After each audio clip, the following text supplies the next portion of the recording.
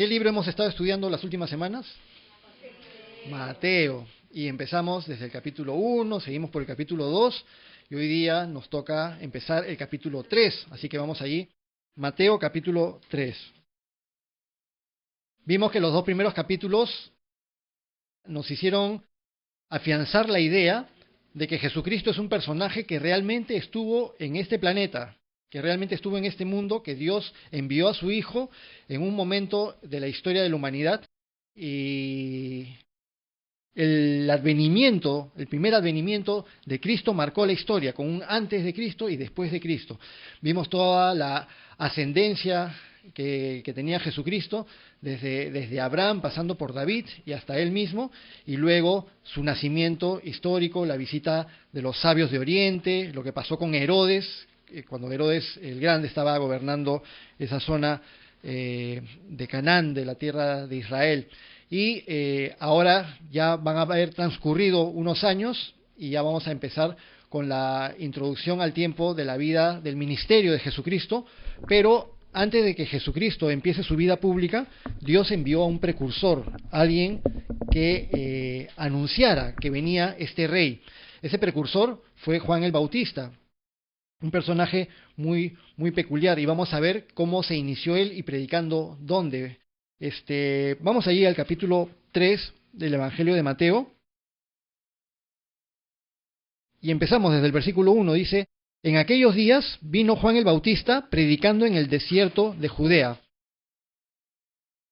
Muchas veces hemos leído este texto probablemente en nuestros devocionales o cuando hemos leído el libro de Mateo o en anteriores oportunidades.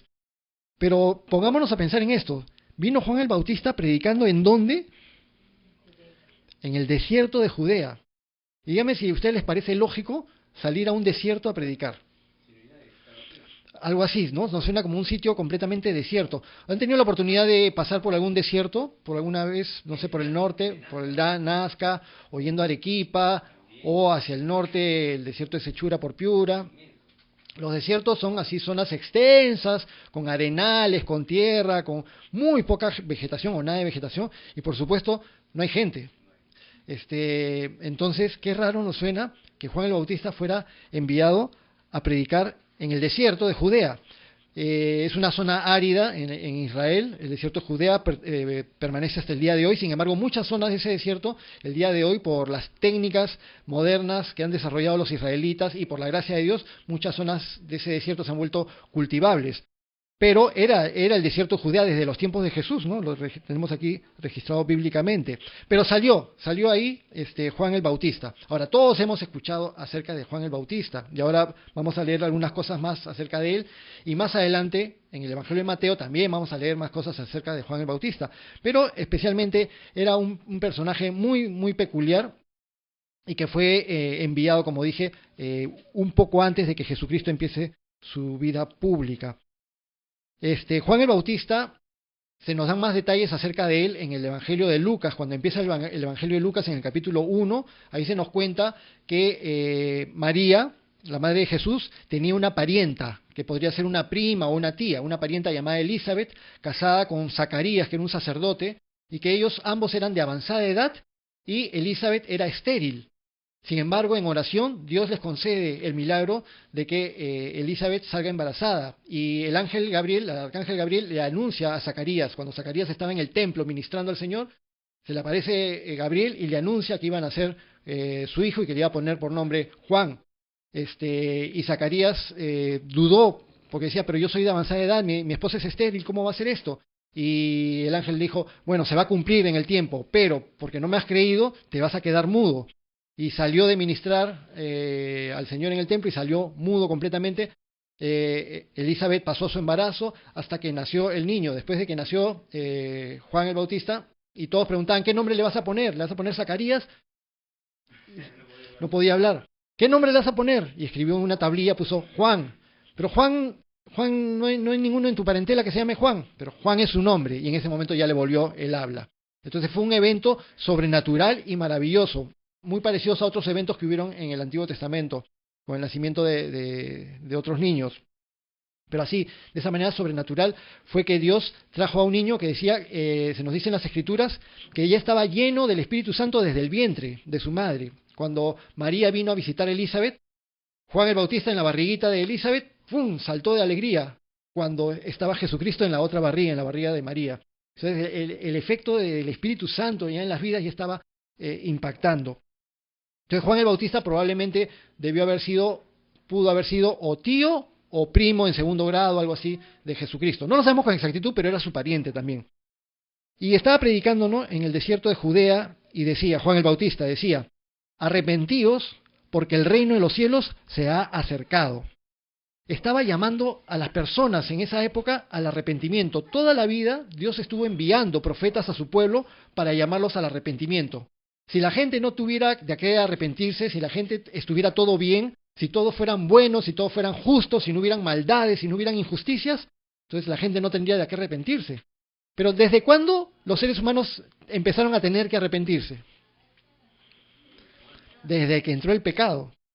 Cuando entró el pecado a la humanidad, los seres humanos empezaron a distanciarse de Dios, a ser enemigos de Dios y a hacerse maldades unos a otros, injusticias, pecado, egoísmo y muchas otras cosas horribles, ¿no? Cuando entró el pecado a la humanidad, en la segunda generación nomás, ya Caín mató a su hermano Abel, ya el ser humano era capaz de ser envidioso y asesino y celoso, todo ese tipo de cosas. Entonces, Dios muchas veces estuvo enviando profetas a su pueblo, a Israel, para que corrigieran sus caminos. Y esta no fue la excepción. Envió también a Juan el Bautista para preparar el camino de Jesucristo y empieza su mensaje diciéndoles así a los que le escuchaban, arrepentíos porque el reino de los cielos se ha acercado. ¿Qué significa arrepentirse? Viene una palabra griega que se llama metanoeo, pero lo importante es el significado, ¿no? Arrepentirse es cambiar en tu pensamiento, en tu mentalidad y en tu hombre interior. Es una transformación, es un cambiar que si antes estabas caminando mirando para allá, te arrepientes y ahora giras 180 grados y ahora caminas para allá. Es un cambio radical en tu comportamiento, en tu manera de pensar, en todo lo que hay dentro de ti. Arrepentimiento. El arrepentimiento se produce cuando una persona, Dios le da a conocer de que esa persona está equivocada, de que hay algo que está mal y que necesita ser cambiado, y ahí produce arrepentimiento. Hay una diferencia entre arrepentimiento y remordimiento. Por ejemplo, ustedes han visto por televisión, en las noticias, cuando capturan a alguien que ha hecho algo muy malo, no voy a decir qué cosa tan mala, que tantas cosas horribles que salen en las noticias, pero capturan a alguien que ha hecho algo muy malo, lo están llevando preso y viene el periodista con el micrófono, ¿no? Señor, ¿y por qué hizo esto? ¿Y se arrepiente? Sí, señorita, estoy arrepentido. ¿Y ustedes creen que realmente está arrepentido? No, pero ¿por qué llora? ¿Por qué dice que, y dice que no lo quiso hacer, etcétera? Eso es un remordimiento, es decir, se siente mal, pero porque lo han atrapado. Muchas veces sucede así con las personas. Cometemos algo malo delante de Dios y de repente expresamos un pesar momentáneo, pero el verdadero arrepentimiento implica también un cambio de actitud. ¿Y por qué llama a Juan el Bautista al arrepentimiento? Dice, porque el reino de los cielos se ha acercado. En otros evangelios mencionan como el reino de Dios. Hay reinos acá en el mundo, los reinos que son los diferentes gobiernos en los diferentes países donde hay un gobernante. En los tiempos antiguos habían reyes. En el plano espiritual también hay dos reinos. El reino de Dios, el maravilloso reino de Dios, donde Dios reina con poder y donde se hace su voluntad y donde todo es justo, todo es limpio, puro y santo. Y también el reino de las tinieblas. El reino es que también se mueve en el plano espiritual de aquellos que se rebelaron en contra de Dios, Satanás y sus demonios. Pero después de que el ser humano se alejó de Dios, aceptó el gobierno del enemigo de Dios. Cuando el ser humano pecó, le permitió al enemigo que tomara control y que tomara poder sobre la humanidad. Y entró el pecado a la humanidad. Pero Dios ya tenía pensada una solución para ese problema para la humanidad. Todo ser humano que se arrepintiera profundamente de sus pecados y que quisiera tener una relación con Dios, Dios ya sabía que Él iba a enviar a su Hijo a que pague el precio de la pena por la culpa del pecado que se había cometido. Ningún ser humano ni ningún animalito podía pagar en forma perfecta y plena esa culpa. Solamente alguien que fuera perfecto y sin mancha. Ese alguien perfecto y sin mancha sería Jesucristo. Pero cuando alguien paga la culpa, cuando una penalidad es pagada, entonces ya la persona que era culpable está limpia de su culpa y ya puede tener acceso a un Dios santo, ya puede tener acceso al reino de los cielos. Y Juan el Bautista vino a hablar acerca de eso. Arrepiéntanse porque el reino de los cielos se ha acercado. Pero noten esto, en el cristianismo es el reino de Dios, es el reino de los cielos el que se acerca. En todas las religiones del mundo te enseñan a que los seres humanos se tienen que acercar a Dios, que los seres humanos tienen que tratar de hacer méritos y tratar de esforzarse para llegar a Dios. Pero una pregunta sale de ahí, ¿algún ser humano será capaz de esforzarse lo suficiente como para llegar a un Dios infinitamente santo? Nadie puede, ningún ser humano puede por mucho que se esfuerce. Por esfuerzo humano, nadie. Por ejemplo, 1000 veces pongo el mismo ejemplo, pero es un ejemplo que nos sirve para ilustrar esto. Si tú saltas, puedes saltar muy alto. Un basquetbolista, el mejor basquetbolista del mundo, por más alto que salte, llegará más arriba de este techo. ¿Cuánto? De repente 3 metros, 3 metros y medio. Digamos que 4, por exagerar. Alguien que salte hasta 4 metros. Pero si un basquetbolista quiere saltar para llegar a la luna, ¿llegaría? Por mucho que se esfuerce, por mucho que haga lo que haga, aunque se pare encima de algo, o que se use un trampolín, no va a llegar a la luna. Es inalcanzable humanamente hablando a saltos.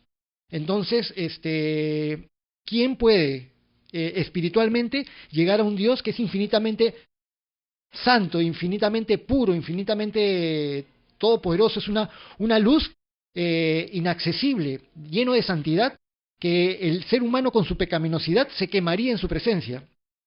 Entonces, por eso es que todos los seres humanos necesitamos de Jesucristo. Cuando Jesucristo nos lava de nuestros pecados, recién por medio de Él podemos llegar al Padre. Pero no sé si ustedes recuerdan, algunos de ustedes recuerdan, cuando estábamos en el colegio, en primaria, nos daban la sección de la Biblia, pero solamente el Nuevo Testamento, unos Nuevos Testamentos gorditos con un nombre que decía Dios llega al hombre. Cuando yo estaba chico en el colegio, así se llamaba el Nuevo Testamento, Dios llega al hombre, era anaranjado. Y era un buen título, porque era Dios quien llegaba al hombre, no el hombre que llega a Dios. Siempre es Dios alcanzando al ser humano. Recuerden lo que leímos la vez pasada también en Mateo, es Emmanuel, Dios con nosotros, es Dios quien nos alcanza. El reino de los cielos se ha acercado. Buen motivo para arrepentirse, buen motivo para cambiar de actitud, cambiar de mentalidad, cambiar de rumbo.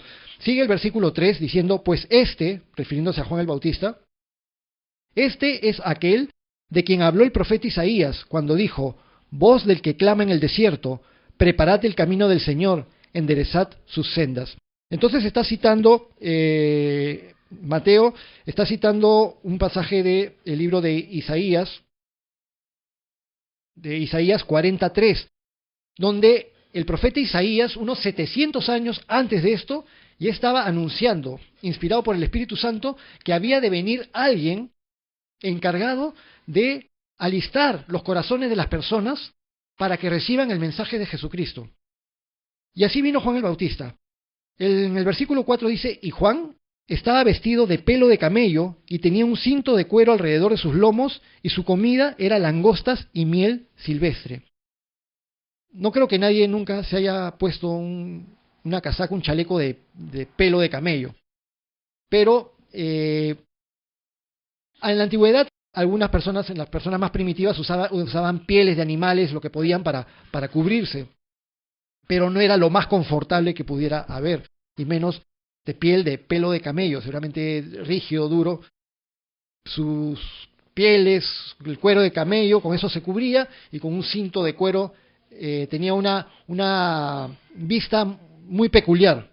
Es decir, Juan el Bautista, y él también desde niño, habían hecho un voto de nazareo, por el cual no podía pasar navaja por su cabeza, sin afeitarse, sin cortarse el pelo, debía tener un pelo pero bastante largo, una barba grande. Y bueno, y cuando vemos las películas de la época de Jesús, siempre lo sacan a Juan el Bautista todo desgreñado, ¿no?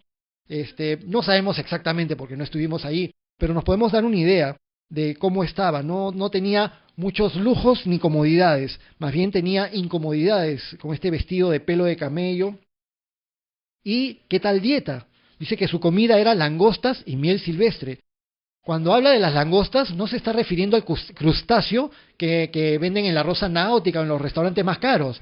No es ese tipo de langosta, no es langosta a la Meunier o como se, a la termidor, ni langostino, ni ese tipo de animal. Se está refiriendo al insecto, a las langostas que son como los saltamontes, como grillos o como saltamontes.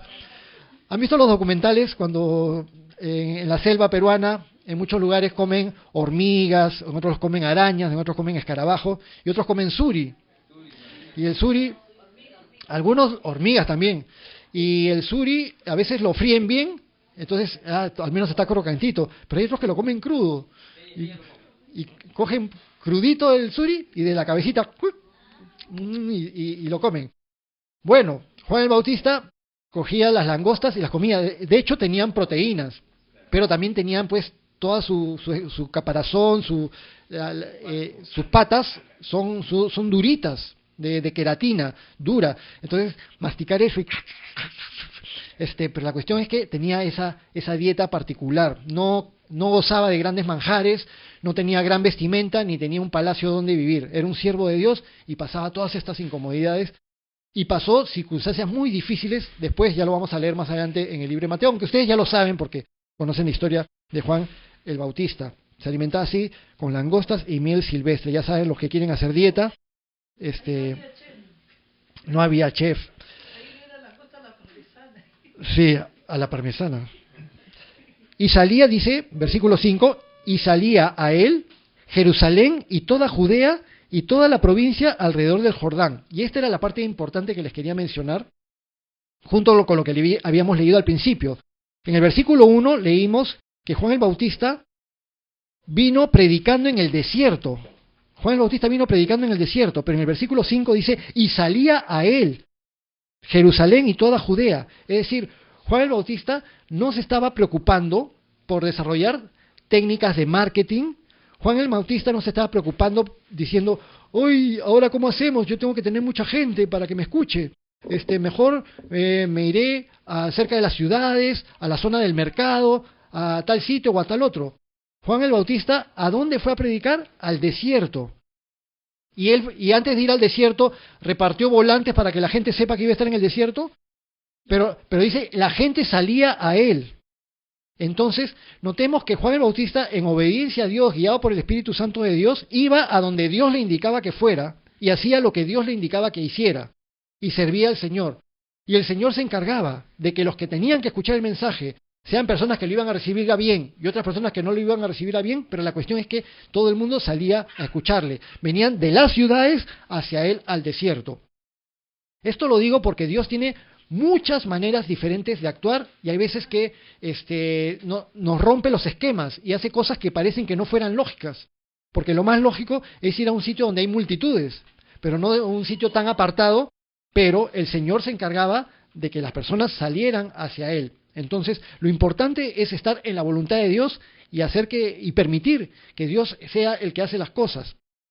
Van a ver muchas veces que nosotros, como iglesia que se está volviendo a formar, vamos a ser guiados por el Señor y de repente van a suceder cosas que nos van a parecer un poco ilógicas, un poco locas, pero lo importante es que estemos unidos, orando, buscando la voluntad del Señor, y hay veces que el Señor nos va a sorprender gratamente y con cosas maravillosas, y no de acuerdo de repente a lo que nos sonaba más lógico. Yo sé que hay muchos hermanos que tienen la capacidad de evangelizar y de predicar, y les gusta ir a los parques, a las plazas, salir a evangelizar. Hay hermanos que desarrollan ese ministerio y lo hacen súper bien. Y yo siempre veo como una especie de envidia santa a aquellos hermanos que de repente van a una plaza y salen a predicar, salen con sus folletitos y se acercan a las personas desconocidas y les empiezan a hablar acerca de Jesucristo. No todos tenemos esa facilidad de acercarnos y llegar a las personas, aunque todos tenemos que estar disponibles para hablar de nuestra fe. Pero digo que hay personas que lo tienen más desarrollado y por eso es que en la Biblia se nos habla acerca del don de evangelista.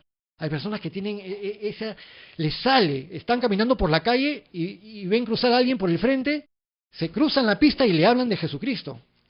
Tocan una puerta y hablan de Jesucristo, sin caer espesos como los testigos de Jehová, pero lo hacen, ¿no? Entonces, no nos tenemos que hacer problemas pensando, uy, necesitamos salir a predicar, pero tenemos que ir a los parques. Sí, el Señor va a levantar a alguien que vaya a parques, y de repente en algún momento lo hacemos como iglesia, pero no nos afanemos pensando en ciertas cosas que las tendríamos que hacer de cierta manera, porque es el Señor el que nos va a poner ideas, y de repente algo ilógico sucede.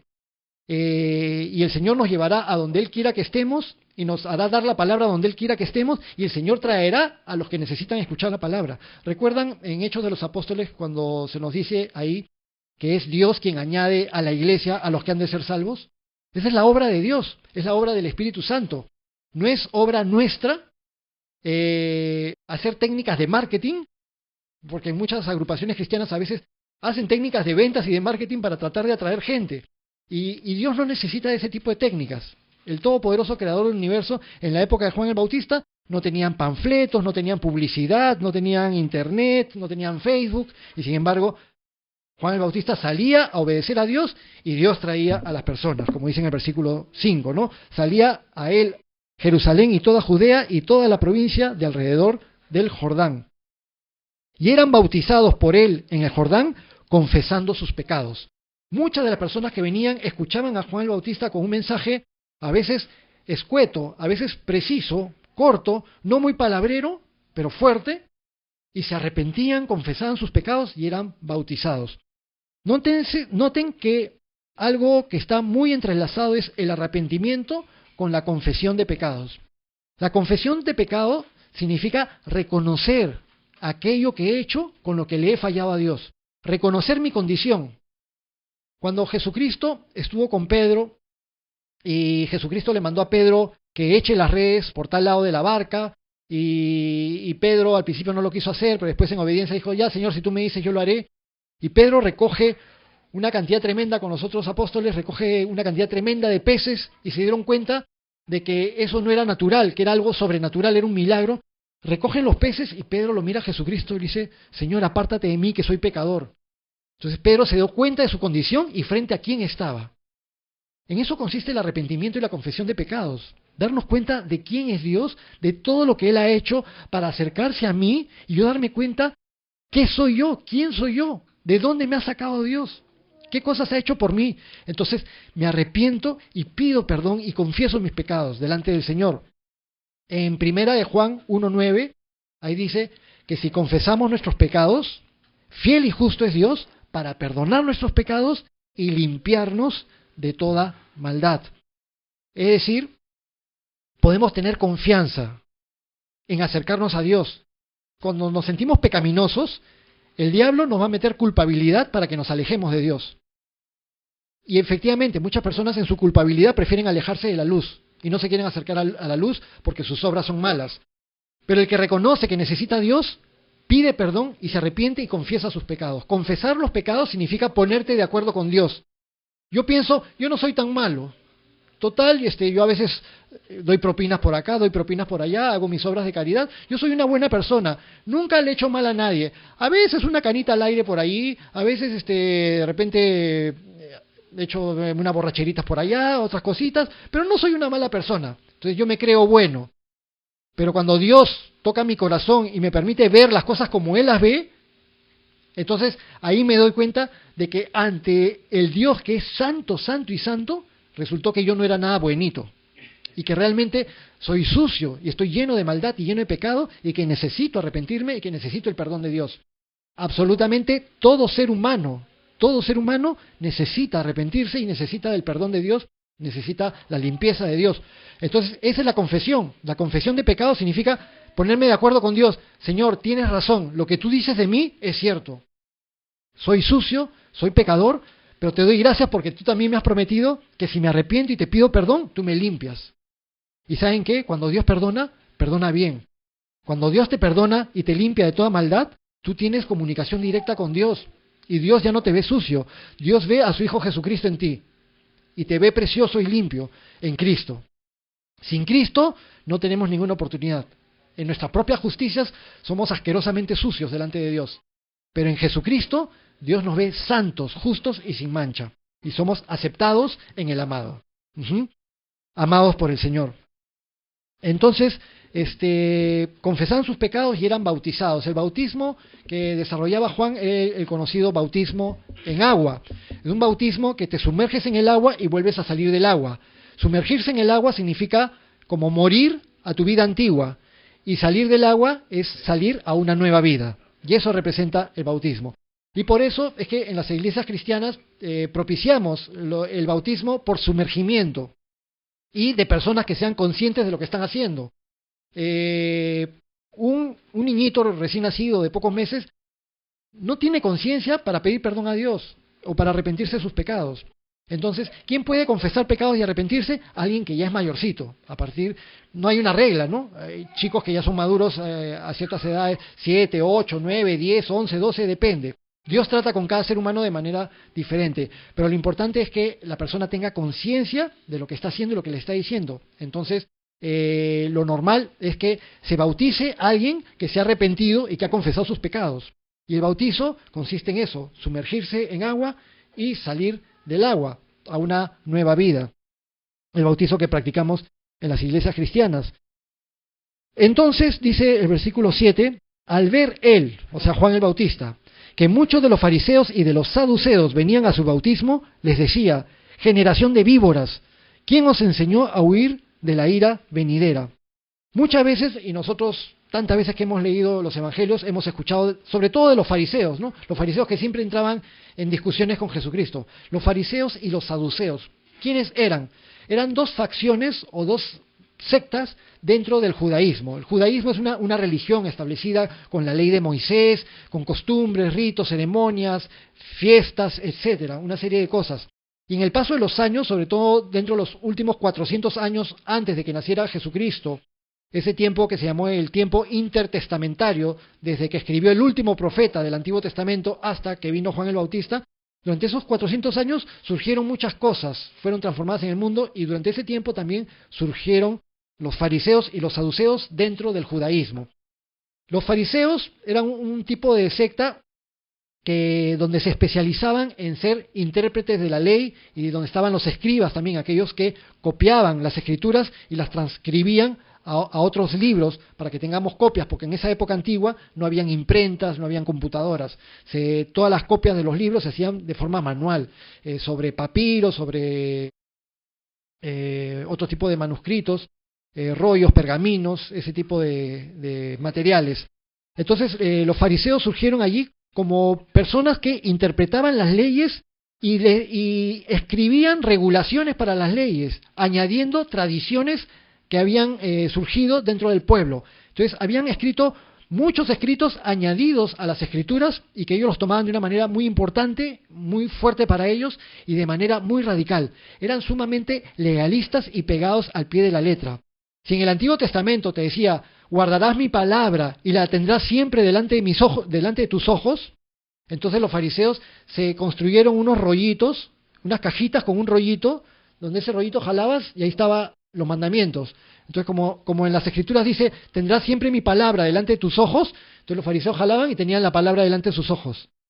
Ayer estábamos en la conferencia de pastores y líderes de Calvary Chapel, y estábamos todos sentados alrededor de la plataforma donde estaban dando la conferencia y el momento de alabanza, y habían diferentes pantallas de televisores en diferentes lugares, pero justo donde yo estaba sentado había una pantalla de televisor, pero aquí, a esta distancia, acá, una pantalla así enorme, y pasaban las letras de las canciones y yo me bailaba mis ojos, y aparte que ya no veía bien, demasiado cerca a mí, pero me acordaba de la palabra, ¿no? Tendrás siempre mi palabra delante de tus ojos, y yo ya pensaba que era una exageración. Pero pensaba en los fariseos, que si los fariseos tenido la oportunidad de ponerse una pantalla acá, se lo hubieran puesto. Pero se hicieron una cajita especial con el rollito. Eran así de tomar las cosas al pie de la letra. Para ellos era más importante el lavado de manos ceremonial, más importante que la actitud del corazón. Si no te lavabas las manos, eras impuro. Pero si de repente en tu corazón estabas odiando, o en tu corazón estabas teniendo malos pensamientos, eso no era tan importante para ellos. Entonces siempre, continuamente tenían discusiones con Jesús con respecto a ese problema. Los saduceos tenían otras diferencias. Los saduceos eran los que se habían dedicado más a todo lo que tenía que ver con el sacerdocio y con la vida del templo. Muchos de los saduceos eran familiares de los sacerdotes y de los sumos sacerdotes y eran los que tenían el negociado en el patio del templo. ¿Recuerdan cuando Jesucristo echó a los mercaderes, echó a los que vendían ovejas, palomas, etcétera, etcétera? Todos ellos también eran familiares de los sacerdotes y ahí estaba el negocio y los cambistas. De tal manera que cuando alguien, cualquier israelita de cualquier parte del mundo venía a Jerusalén en la época de las fiestas para los sacrificios, ustedes saben que los judíos tenían que traer sus animalitos y presentarlos en el templo para que el sacerdote sacrifique un becerro, una ovejita, un par de palomitas. Pero venía un israelita de repente con una ovejita, se la presentaba al sacerdote y el sacerdote le decía, no, esta ovejita tiene un defecto, tiene una oreja más chica que la otra y no es perfecta, así que no puedes. Uy, pero vengo de acá de 50 kilómetros de acá, ¿qué voy a hacer? Acá en el patio del templo venden más ovejitas, ahí puedes comprar. Iban, compraban. ¿Cuánto está la ovejita? $40. Pero si cuesta 20. Acá está 40. Voy a regresar, conseguir. Tenía que comprar ahí para presentar en el sacrificio en la Pascua. Igualito. A la hora de echar ofrendas en dinero, el dinero romano, que era el denario, no era aceptado. Era impuro para ser aceptado en el templo. En el templo solo aceptaban dracmas. Entonces, a la hora de cambiar denarios, que era lo que todo el mundo usaba comercialmente en todos lados, tenían que cambiarlo por dracmas. ¿Y quiénes eran los cambistas? Los familiares de los sacerdotes también. Fue por eso que Jesús indignó tanto. Y ellos eran también de la secta de los saduceos, que tenían otras particularidades en cuanto a lo que defendían y a lo que creían también. Ellos no creían en la resurrección de los muertos. Los fariseos sí, pero los saduceos no. Entonces también entraron muchas veces en discusiones con el Señor. Pero la cuestión es que todos estos grupos religiosos habían caído en una religiosidad, en una práctica de la religión, pero con un corazón alejado de Dios. Tan alejado que Juan el Bautista, inspirado por el Espíritu Santo, sabía que estas personas no amaban a Dios de verdad, ni amaban al prójimo, ni les interesaba la verdadera justicia, la justicia que viene de parte de Dios. Lo único que les interesaba era tener plata o mantener las cosas en el estatus para su propia conveniencia. Y la actitud legalista es, yo me esfuerzo para lograr lo que yo quiero, entonces yo me gano el favor de Dios. Yo he sido muy bueno, yo he cumplido con la ley, yo he cumplido con todos los mandamientos, que los demás también lo hagan. Y se creían superiores espiritualmente a los demás. Pero Juan el Bautista les dice algo fuerte, les dice, generación de víboras. Víboras, ¿recuerdan la canción? ¿Quién os enseñó a huir de la ira venidera? Entonces, hay veces que hay personas que tienen una manera muy fuerte de exhortar. Exhortar también es un don de Dios, a veces, tener discernimiento y exhortar. Hay veces que queremos, siempre los creyentes cristianos queremos exhortarnos unos a otros con amor. Esto no se trata de que porque Juan el Bautista hablaba así, cada vez que nosotros veamos que hay un hermano que comete un error, ¡ajá! ¡Víbora! Y estemos cuadrándonos unos a otros. El apóstol Pablo dice que nos exhortemos y nos ayudemos los unos a los otros en amor, considerándonos a nosotros mismos. Porque hay veces que yo exhorto a un hermano y digo, tú eres un pecador porque estás haciendo esto. Ay, sí. Y dentro de 5 meses yo estoy haciendo lo mismo. Entonces tengo que tener mucho amor y mucha humildad cuando me atreva a exhortar a otras personas. Pero Juan el Bautista sabía lo que había en el corazón de ellos y por eso les dice en el versículo 8, les dice a los saduceos y fariseos y a los que estaban ahí, haced pues frutos dignos de arrepentimiento. ¿Quién nos enseñó a huir de la ira venidera, del juicio de Dios, de las cosas difíciles que van a venir por causa del pecado? Hagan pues frutos dignos de arrepentimiento. Hacer un fruto significa que tu vida produzca algo que sale a la vista, que se nota que te has arrepentido. Producir frutos dignos de arrepentimiento. Y no penséis decir dentro de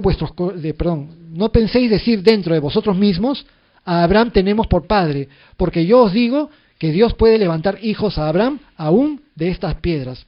Los fariseos y los saduceos, como judíos, como israelitas, sabían que eran descendientes de Abraham, pero creían que por el hecho de ser descendientes de Abraham ya tenían la salvación asegurada y que tenían asegurado un lugar en el cielo. Pero no todos los descendientes de alguien que fue santo necesariamente son santos, no todos los descendientes de alguien que fue justo necesariamente son justos. ¿Se acuerdan cuando vimos la genealogía de Jesucristo? Todas las personas que habían antecedido a Jesús, vimos que había de todo, que habían personas, siervos de Dios que se habían esforzado mucho, pero también habían personas que habían cometido graves errores. Entonces, ser descendiente de alguien no te garantiza nada, porque la carne es pecaminosa. Un apellido, proceder de una familia no te garantiza nada. Muchos israelitas se sentían seguros por el hecho de ser descendientes de Abraham, pero Juan el Bautista dice, ser descendientes de Abraham no les significa nada si no cambian sus corazones, si no dan frutos de arrepentimiento. Y dice, Dios puede levantar hijos a Abraham hasta de las piedras.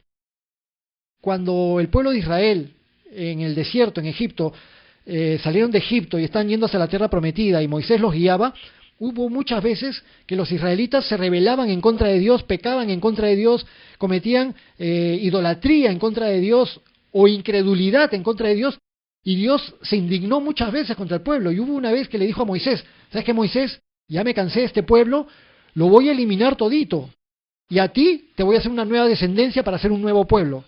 Y de esa manera Dios también probó el corazón de Moisés. Y Moisés dijo, no, Señor, no los has sacado de Egipto para que se mueran todos ahora. ¿Qué van a decir los otros pueblos? Y Dios los perdonó. Pero el punto es que Dios puede crear toda una nación de un solo hombre, como lo hizo de Abraham, lo podía hacer de Moisés y lo podía hacer de cualquier otra persona. Eso no garantizaba que los judíos de la época de Jesucristo todos tuvieran asegurada una posición de justicia delante de Dios solo por el hecho de ser descendientes de Abraham. Y le dice Juan el Bautista, con unas palabras serias, en el versículo 10, y ya también el hacha está puesta en la raíz de los árboles. Por tanto, todo árbol que no da buen fruto es cortado y echado al fuego. Entonces, lo que les está diciendo Juan el Bautista a los fariseos, a los saduceos, a los judíos, a los legalistas, a los que salían a escuchar el mensaje de este precursor de Jesucristo, es que era necesario que se arrepientan y que ese arrepentimiento produzca de manera natural fruto que fuera visible. Fruto significa que sus vidas iban a mostrar que algo había pasado en ellos. Si había un verdadero arrepentimiento, entonces iban a amar a Dios. Si había un verdadero arrepentimiento, entonces iban a cumplir la palabra de Dios. Si había un verdadero arrepentimiento, entonces iban a amar a su prójimo y a hacer cosas para su prójimo. No significaba, dar fruto no significa, voy a hacer muchas cosas buenas para agradar a Dios y para ganarme el cielo. Es el sistema, la forma de hacer las cosas de Dios es al revés, a la inversa.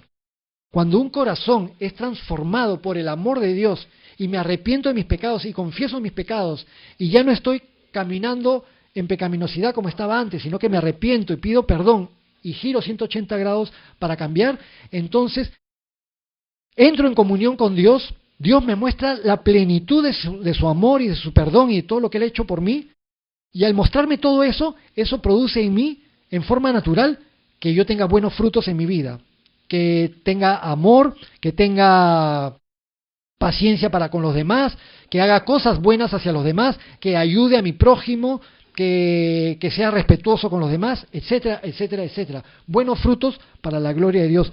Jesucristo nos animó a que nuestras vidas sean fructíferas en el Evangelio de Juan, capítulo 15. Pero Jesucristo nos dice que necesitamos de Él para que podamos dar fruto en nuestra vida. Juan capítulo 15, versículo 5, Jesús nos dice, yo soy la vid, vosotros los pámpanos. El que permanece en mí y yo en él, éste lleva mucho fruto, porque separados de mí, nada podéis hacer. El que permanece en mí y yo en él, éste lleva mucho fruto. Nosotros siempre vamos a querer sentir la necesidad de que nuestra vida sea fructífera, que nuestra vida sea productiva, que nuestra vida haga algo que nos haga sentir contentos, de que estamos haciendo cosas buenas para Dios. Pero no es que yo hago cosas buenas para Dios para ganarme el favor de Dios, porque nunca voy a poder. Pero sino que Dios es tan bueno conmigo, me ha perdonado mis pecados, me ama, me muestra su amor, me muestra lo que su Hijo Jesucristo hizo por mí, y yo permanezco en Cristo y Cristo permanece en mí, y eso de manera natural va a producir frutos. Entonces yo voy a empezar a ayudar a mi prójimo, yo voy a predicar la palabra de Dios, yo voy a participar, yo voy a producir fruto en mi vida que es producto de mi relación con el Señor. Pero dice Jesucristo, si no permanecen en mí, no van a poder hacer nada. Juan 15:5 dice, separados de mí, nada podéis hacer. Jesucristo quería que glorifiquemos al Padre. Lo menciona aquí también en el versículo 8. En esto es glorificado mi Padre, en que llevéis mucho fruto y seáis así mis discípulos. Dios quiere que tengamos vidas fructíferas. Dios no quiere que nos quedemos recibiendo un talento y que ese talento lo escondamos y lo enterremos. Dios quiere que nuestra vida sea fructífera para su gloria. Y dice Jesús, en esto es glorificado mi Padre, en que llevéis mucho fruto y seáis así mis discípulos. Pero ¿cómo vamos a llevar mucho fruto? ¿Cómo va a ser nuestra vida fructífera? ¿Cómo vamos a producir frutos dignos de arrepentimiento? Primero, cuando confesamos nuestros pecados, nos arrepentimos, nos volcamos a Dios, nos damos cuenta de nuestros errores, nos ponemos a cuentas con Dios, permitimos que Él desarrolle una relación de amor con nosotros y nosotros con Él, y permaneciendo en Cristo, ahí sí nuestra vida va a ser fructífera. De los que estamos aquí presentes, ¿alguien quiere que su vida sea fructífera? ¿Que su vida dé mucho fruto? Amén. Todos. Realmente eso es lo que queremos, porque para eso hemos sido creados. Dios nos ha creado para su gloria, para que rindamos fruto que le glorifique a Él. Pero separados de Cristo no vamos a poder. ¿Y qué cosa nos separaría de Cristo? Permanecer en pecado sin arrepentirnos. Pero tengamos confianza. Si nos arrepentimos, el Señor nos acepta, Él no rechaza a nadie. Pero separados de Él no podemos hacer nada. Entonces terminamos Mateo capítulo 3, versículos 11 y 12.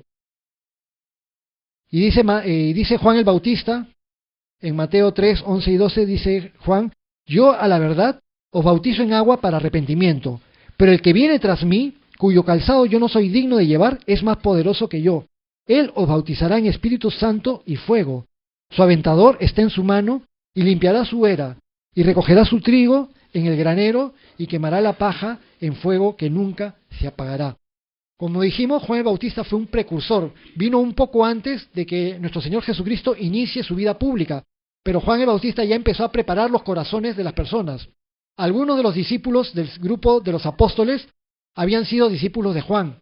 Muchos de las multitudes que empezaron a escuchar a Jesucristo y que siguieron a Jesucristo habían escuchado el mensaje de Juan. Juan vino a preparar el camino del Señor. Pero Juan sabía quién era el que venía. En el Evangelio de Juan, que no es Juan el Bautista, porque hay Juan el apóstol y Juan el Bautista, en el Evangelio del apóstol Juan, habla acerca de Juan el Bautista como Juan el Bautista con respecto a Jesús dice, es necesario que Él crezca y que yo mengüe. Juan el Bautista decía, yo he venido a preparar el camino del Señor, pero yo tengo que salir del panorama para que sea Jesús el que quede. Cuando tú hablas a otras personas acerca de Jesucristo o cuando tú quieres mostrar el amor de Dios, ¿tú quieres que todo el mundo se acuerde de que tú eras muy bueno? ¿O que tú quieres que todas las personas lleguen a Jesús? Porque es Jesús el que salva. No somos nosotros los que salvamos, es Jesús el que salva. Y siempre acordémonos de eso, dejémonos usar por el Señor, pero que la gente se acuerde de Jesucristo. No es importante que la gente se acuerde del pastor tal, del hermano tal, la hermana tal. Lo importante es que la gente reciba a Jesucristo, que siga a Jesucristo y que por Jesucristo tengan salvación. Y Juan el Bautista reconocía quién era Jesucristo. Dijo, aquel que viene después de mí es más grande que yo, es antes que yo y es más poderoso que yo. Yo no soy digno ni siquiera de ponerme su calzado, yo no soy digno de desatar su calzado. Juan el Bautista se daba cuenta de quién era Jesucristo. Alguien muy grande, el Hijo de Dios, alguien superior. Dice, Él es más poderoso que yo, Él os bautizará con Espíritu Santo y fuego. Juan bautizaba en agua, en un acto que representaba algo. Pero Jesucristo es el que verdaderamente propiciaría ese cambio real y espiritual.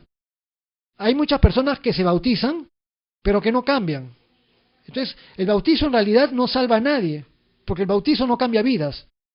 Hay personas que se pueden haber bautizado de bebitos o de adultos y que siguen con su vida pecaminosa, y por más que se bauticen, no pasó nada, porque simplemente es un acto. Pero, si la persona se arrepiente de verdad, le entrega su vida a Jesucristo, pide perdón por sus pecados y los confiesa, esa persona es limpiada, es perdonada y el Espíritu Santo viene a morar en esa persona y esa persona es transformada.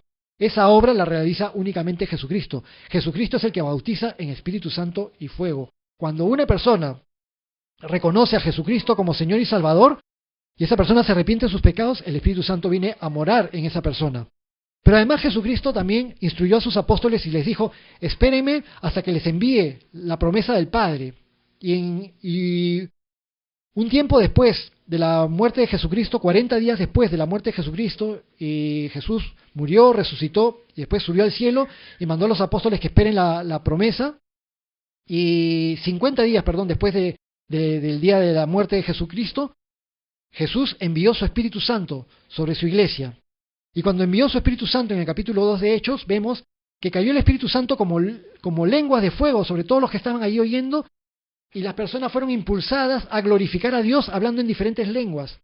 Es decir, Jesús dijo que iba a enviar el Espíritu Santo para darles poder a sus seguidores para que sean testigos de Jesús. ¿La vida cristiana es algo facilísimo de llevar? ¿La vida cristiana es un jardín de flores? La vida cristiana es lo más lindo que existe, pero pasamos por muchas dificultades. Pero para poder sobrellevar una vida cristiana, para poder testificar de Jesucristo, para poder hacer frente a un mundo difícil, para poder tener fortaleza para predicar, para compartir mi fe, o para soportar pruebas, o para dar testimonios a otros, necesito el poder del Espíritu Santo. Ese poder del Espíritu Santo únicamente lo da Jesucristo. Y todos los que estamos aquí queremos el poder del Espíritu Santo. El apóstol Pablo nos dice, sean llenos continuamente del Espíritu Santo. Entonces nosotros necesitamos siempre estar orando para tener esa llenura, para que el Espíritu Santo nos dé la fuerza que muchas veces a nosotros nos falta. En nuestras fuerzas muchas veces no podemos hacer lo que necesitamos hacer. Pasamos por pruebas y nos sentimos desmoronar. Sabemos que necesitamos compartirle a alguien de nuestra fe, pero no tenemos ánimo en ese momento. Entonces necesitamos el empoderamiento del Espíritu Santo. Jesucristo no vino a darnos un evangelio de la amenaza. Cree en Dios y arrepiéntete porque si no te vas al infierno. Él no vino a darnos el evangelio de la amenaza, sino vino a darnos buenas nuevas. Las buenas nuevas son, cree en Jesucristo y te vas a librar de las consecuencias del pecado. ¿Cuál es la consecuencia del pecado? Muerte eterna, separación para siempre de Dios, por toda la eternidad. Esa es la consecuencia del pecado. Y eso es un infierno. Porque hemos sido creados para Dios, para su complacencia, para vivir en comunión con Él. Y Jesucristo nos da buenas noticias. Cree en Jesucristo, ama a Jesucristo, arrepiéntete de tus pecados, confiesa tus pecados, entrégale tu vida, reconoce que Él pagó el precio por ti, y entonces vas a tener comunión con un Dios santo y vas a poder vivir toda la eternidad con Él. Jesucristo vino a darnos buenas noticias, a darnos buen ánimo. Entonces, vamos a ver que muchas veces hay personas que quieren enfocarlo por el otro lado, pero también es una verdad contenida en la Biblia. Los que rechacen a Jesucristo, los que no se arrepientan de sus pecados, van a tener condenación eterna. ¿Y la condenación en qué consiste? En que, como me gusta el pecado, no me quiero acercar a la luz. Y noten que la mayoría de personas comunes y corrientes que nos rodean en el mundo quieren seguir en su pecado y por eso no quieren acercarse a la luz.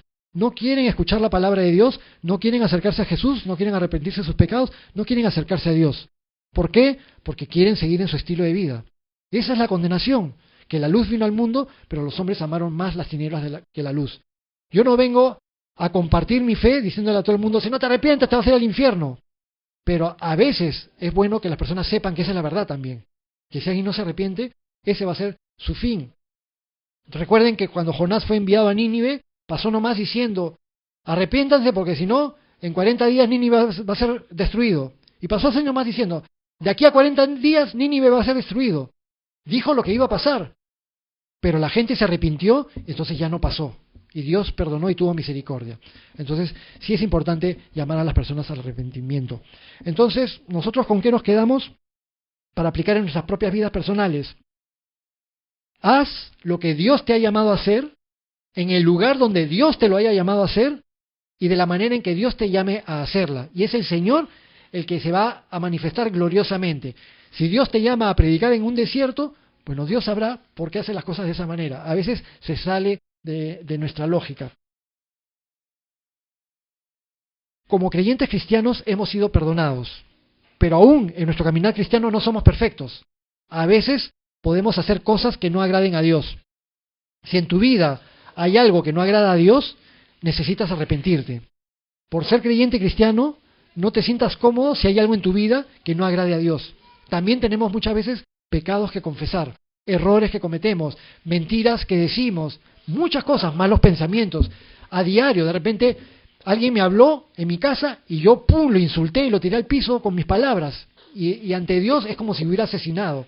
Entonces, también los creyentes cristianos necesitamos arrepentirnos y a veces tenemos que girar en 180 grados en algo que no le agrada al Señor.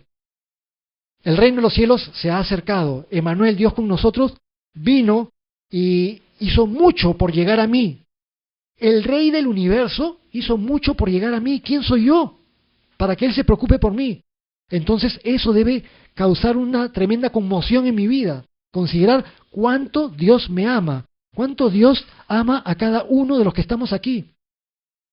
Es bueno que pensemos continuamente, Dios me ama, el que creó el universo. No estamos hablando de Kuczynski, no estamos hablando del alcalde.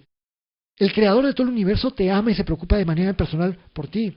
Y el reino de los cielos se ha acercado a nosotros. El reino de los cielos no es solamente una realidad para el futuro. Ay, cuando me muera voy a estar en el cielo. No, el reino de los cielos efectivamente es la vida eterna, para siempre con nuestro Dios, pero también es para que disfrutemos el tiempo presente del reino de los cielos, el beneficio de tener comunión con Dios. Si nosotros estamos en una relación personal con Dios por medio de su Hijo Jesucristo, ya estamos disfrutando y viviendo del reino de los cielos. Dios permitió que Juan el Bautista ministrara así, en un sitio desértico, viviendo en las cavernas de repente, durmiendo por ahí, con su ropita de pelo de camello, comiendo langostas. Dios le dio eso. Y Juan el Bautista decía, ¿qué tal raza, Señor? ¿Qué tal raza? ¿Y por qué otros tienen otras cosas tan buenas y yo estoy acá con todas estas incomodidades? Juan el Bautista no decía eso. Debemos dar gracias a Dios con lo que tenemos y las cosas buenas que el Señor nos da. Cuando tenemos el privilegio de estar aquí reunidos cómodamente, sin persecuciones como en otras partes del mundo, debemos dar gracias a Dios por eso. En nuestras casas podemos tener mucho, tener poco, pero le damos gracias a Dios por la comidita, por la ropita, por el techo que tenemos bajo el cual dormir. Hay que ser agradecidos con lo que el Señor nos da. Y todos queremos que nuestras vidas sean fructíferas, pero para que nuestras vidas sean fructíferas necesitamos permanecer en Cristo.